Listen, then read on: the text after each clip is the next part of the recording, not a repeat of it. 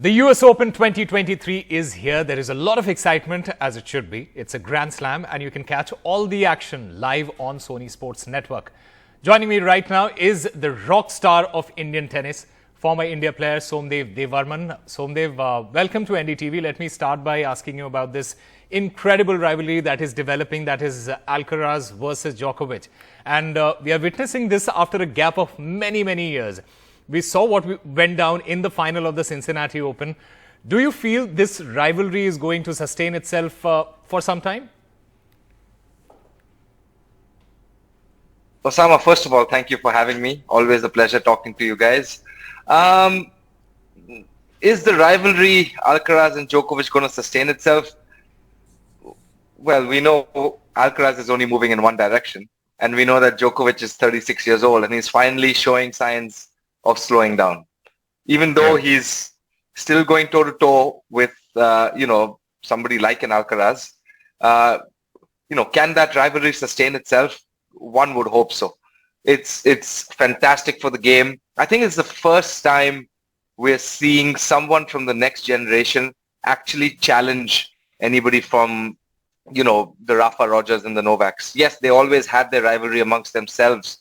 But, the few times that they lost, I think Djokovic lost to Medvedev a couple of years ago. Yeah. But you can't say that it was a rivalry because he still owns that head-to-head, But this is the first time where somebody from that next generation has come up, has claimed multiple slams now at this point, and has beaten the best players at the biggest stages, at the biggest events. So Alcaraz is completely a breath of fresh air. He's a force to be reckoned with. He's an incredible player. He's somebody who's, I think even now, he's only 20 years old. He's only won a couple slams. But I think it's safe to say that every expert in the world is predicting that Alcaraz is for sure double digits. And who knows after that. Yes, because the last time Alcaraz beat Djokovic in a Wimbledon final, Djokovic went on to say that Carlos is probably a mix of all the big three, himself, Rafa and Roger. How do you assess his growth in the last 2 years? 2 years, Alcaraz has been scary. Oh, what's scary is that we're talking about somebody who is a defending champion. And he is so much better this year than he was last year where he won it. So the challenges are going to be different. Last year's US Open, the biggest difference was Novak was not around. But this time, obviously, Novak is back after a couple of years. The improvements that Alcaraz has made, every single part of his game has gotten better. Keep in mind, he's only 20 years old. He's getting more and more explosive. He's starting to understand the nuances of the game, understand situations, strategies against certain players. We all know that the guy has so much firepower on both sides, but we also know that the guy has probably the most effective drop shot in the game. Yeah. We all know that the guy can, blow you off the court, but we also know that the guy can defend better than most people have seen in the last 15, 20 years. So yes, that there is a reason that Novak himself gave that compliment to Alcaraz, saying that, he was possibly he had the best of everybody. And I think that's what, Carlos Alcaraz has done. He's just really defined what new age tennis is all about. You rightly mentioned that he's the defending champion, but do you see an upset happening, given that there are so many big names in the mix? It's not exactly going to be a cakewalk for him. It's certainly not going to be a cakewalk. Who are the favorites to reach the final? Let's be clear here. In the men's side, it's Alcaraz and Djokovic. There's no questions about who's going to, who's the favorites to get there. The thing is that I feel the top half of the draw is extremely loaded. It's extremely packed with some, world-class players. Alcaraz's section, I think he should be okay till the fourth round of the quarterfinals. But, after that, there's players that have beaten him. There's Sinner. There's, Hurkacz, who's come agonizingly close the last 2 times. There's Medvedev, who's a US Open champion. So there's a lot of great players in that top half. There's Zverev, who's now finding his way into form. There's an ex-US Open champion, Andy Murray, and everybody just wants to watch Murray magic continue for as long as, we can kind of enjoy it. So that top half is really stacked. In the bottom, I'd say it's a slightly different scene. Although we still have Casper Ruud, who's, the defending finalist. People don't talk about Casper Ruud and the consistency that he brings. He's already made a Grand Slam final this year already. So, there's Holger Rune, but we're kind of waiting to see what kind of, is he going to be injured? Is he not? He's complaining about a back. There's Tsitsipas, but he's got a really tough opener against Milos Raonic. And of course, Novak Djokovic is the firm favorite at the bottom half of the draw. The question I think everybody's asking is, who's it going to be that's going to possibly take out Novak Djokovic in this format in 5 sets in the heat in New York with all that experience that he has? I don't see that many people in the bottom half of the draw, at least early on. And the problem is with that is once Novak gets set in a tournament, he's incredibly hard to beat. So yes, they are the favorites.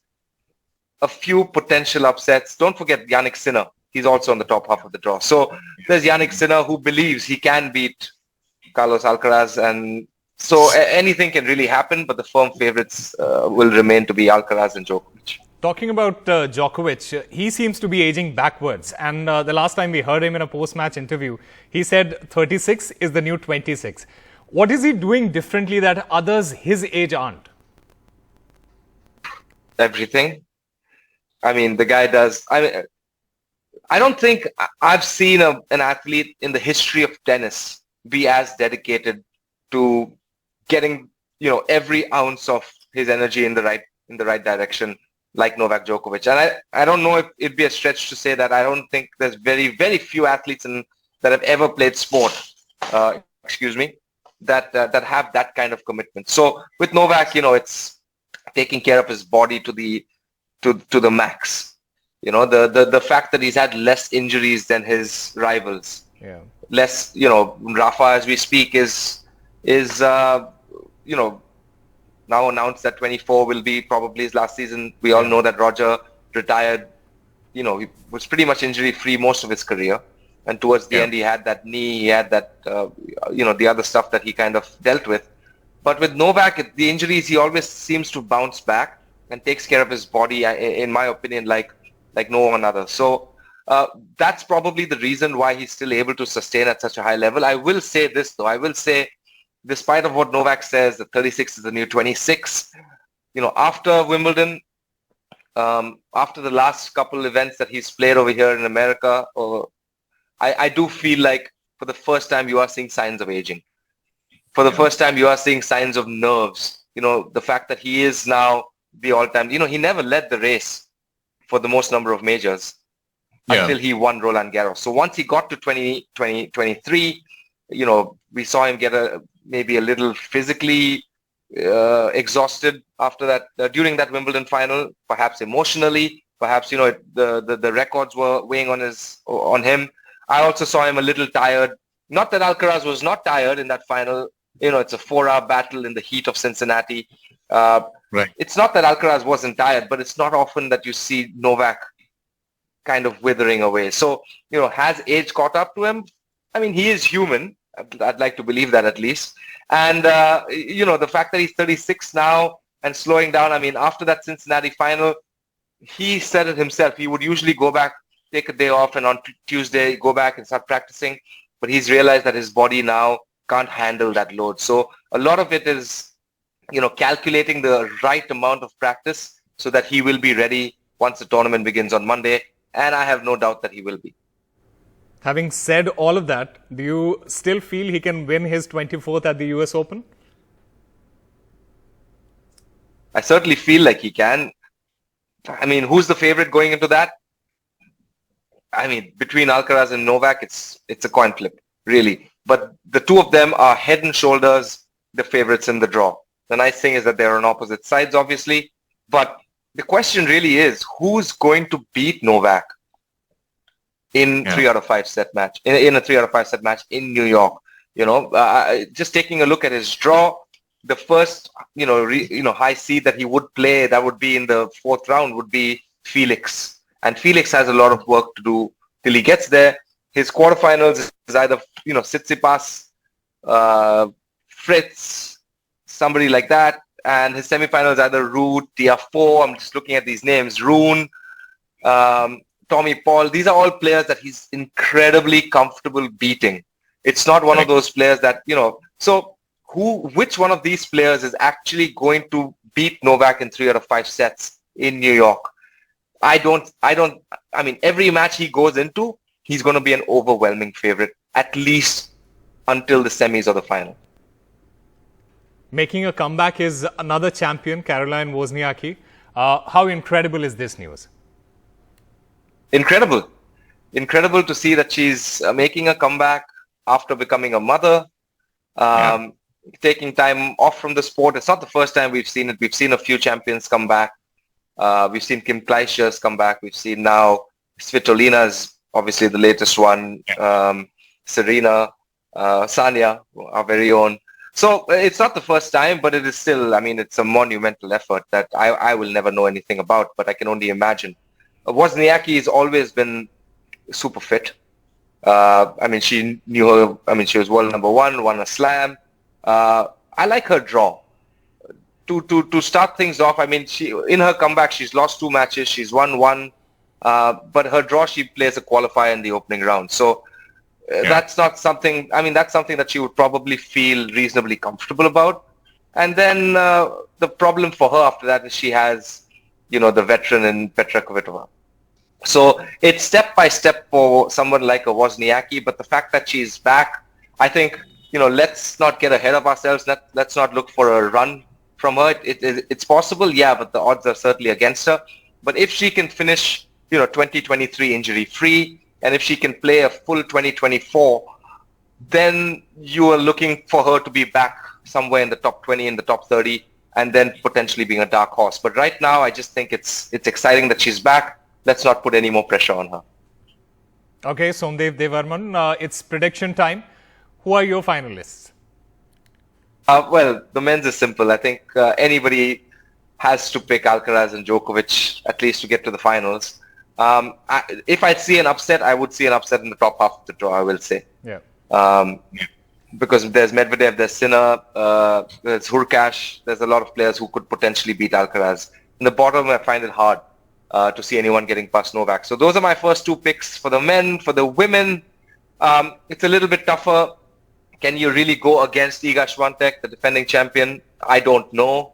I really like her draw. I like the way she's playing. She's complained that she's been a little tired lately, but I think she'll get it together for the US Open. She does so well in the big moments. So from the top half of the women's draw, I'd have to say Swiatek. The bottom half is a little bit tougher. It's a little bit trickier. I would love to see Ons Jabeur come through. I think she's come agonizingly close, you know, a few times now already. You see, that's going to be poetic in so many ways, isn't it?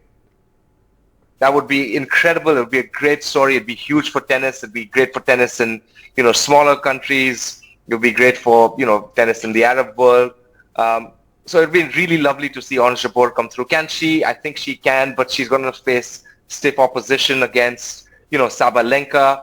There's a lot of, the women's draw is always, you know, who would have predicted Leylah Fernandez and who would have predicted Raducanu kind of making it to the finals? Who would have predicted Bianca Andreescu beating Serena Williams in a final? So there's a lot of things that, you know, with the women's draw that are opportunities, that's unpredictable. You know, Paula Badosa is unseeded. Hard to believe that. There's Krejcikova, who's always in the mix. There's, you know, there's Vekic, there's Pliskova. So there's a lot that can happen. The top half of the draw, I will say Iga Swiatek. Bottom half, Sabalenka or Jabeur. Let's see. Somdev Devvarman, thank you very much for speaking to us. It's always a pleasure talking to you. Thank you. Thank you so much, guys, and look forward to next time.